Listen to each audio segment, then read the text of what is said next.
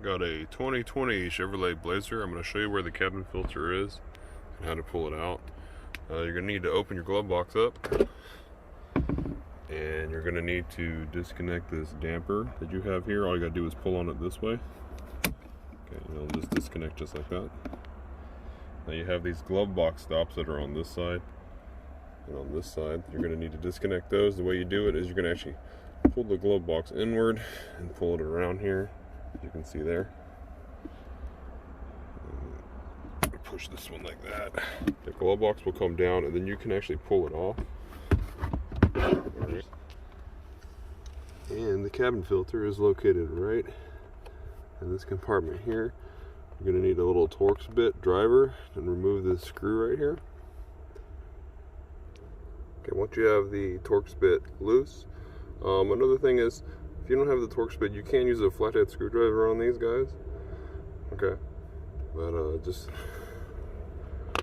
remove that. Then you can pull the cover off by pressing in right here. Okay, the door will actually flip right up and out. Pull it like this, and there's your cabin filter there. Just note the direction of the airflow arrow, okay, when you get your new filter. With some aftermarket filters, it might look a little bit different. I'll leave a link down in the description box below if you need a filter. Then you just pull it right out. This one is pretty much brand new, so it's going right back in.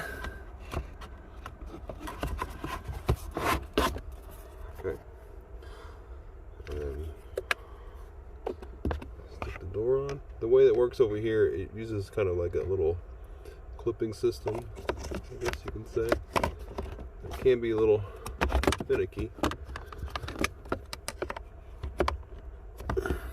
Just slap it back on, and you don't have to replace this screw. It's just there from the factory. Stick the glove box on, and that's it.